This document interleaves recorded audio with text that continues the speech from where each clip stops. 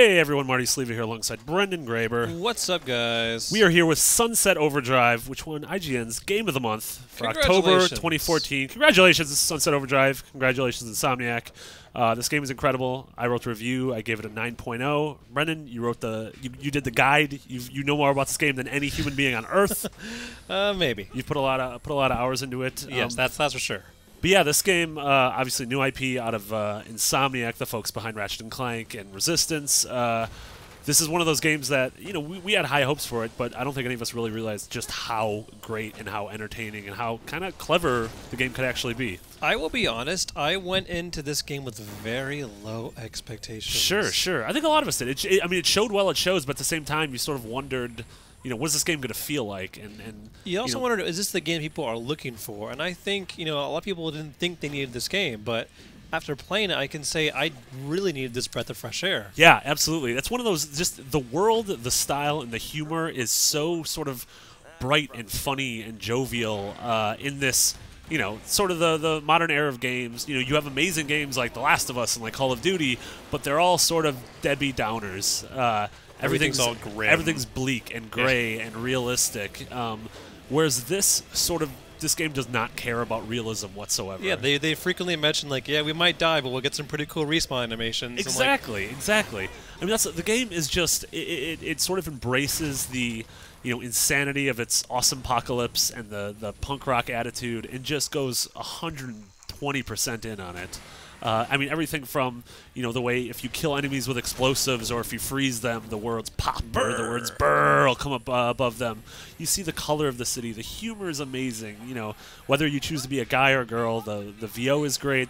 There's so many nods to, fourth wall breaking. Oh, yeah. The so characters, many nice little references. Yeah. Our Easter eggs pages on the wiki is just overflowing with stuff. And we keep, I feel like every day you come over to my desk and show me something new, and we're like, oh my god, how is this in there? Yeah, really. Yeah, every time you die and respawn, there's this really cool sort of pop culture homage, whether you come back via a portal gun or out of a, Night of the Living Dead out of the ground. Mm-hmm. It's just, like you said, it's that game I sort of need, and I feel like it's a game I put 30 hours or so into it, but I'm gonna go back to as a palate cleanser a lot. Oh yeah, I think over time, especially people haven't seen it now, this will be a game that years to people will buy the Xbox One the first time. What should I get with the Xbox One? Oh, Sunset Overdrive. This looks like a pretty good game. They'll go wow, where has this game been all my life? Exactly, and that's one of the we talked about how great the style is, and obviously you can tell that immediately. We love the we love the writing, we love how it looks, but the thing that you don't realize until you get your hands on it, and honestly a few hours into the game, is just how good the game feels. Oh yeah.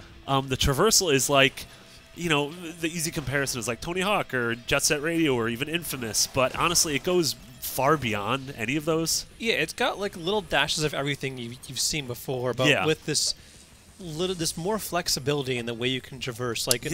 When you first start out, it can be a little daunting. Sure. What's going on? I can't touch the ground or I'm going to die. And it seems unfair. But once you realize that everything, and I mean everything, can be used. Yeah. Like this little bouncy tree. Yeah, exactly. Or this rail I can fly up here. And and slowly, after a few hours, you get the ability to bounce a little bit higher. You get the ability to air dodge. To air dodge. That thing is huge. Air dashing.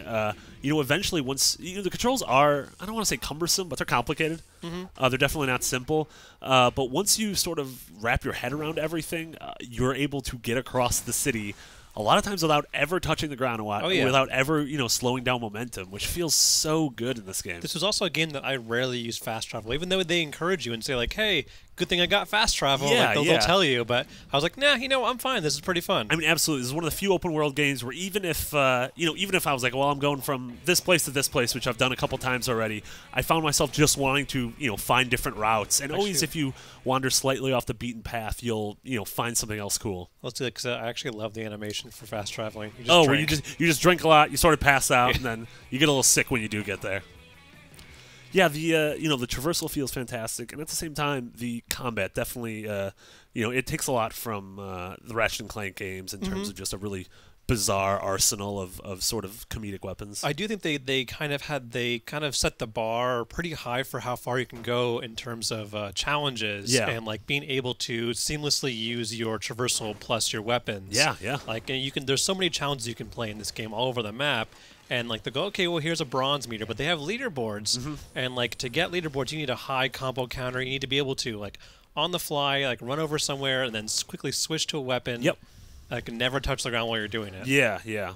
And that's, sort of built into the combat is this sense of customization that's in the game. Oh, yeah. I mean, these are 8 of the, how many weapons are there? 24 or something like that? There's a lot. There's a lot of weapons. And sort of the game really lets you kind of personalize your experience in terms of the way upgrades work is that the more you use a specific weapon, the more that weapon will upgrade. The more you do specific skills, like, say, grinding or killing robots or bouncing off things, you'll earn... badge. Yeah, exactly. You'll earn badges for those specific things that you can, in turn, use to, upgrade more and get more amps and really customize your character. I want to show you, if we can get to somewhere with...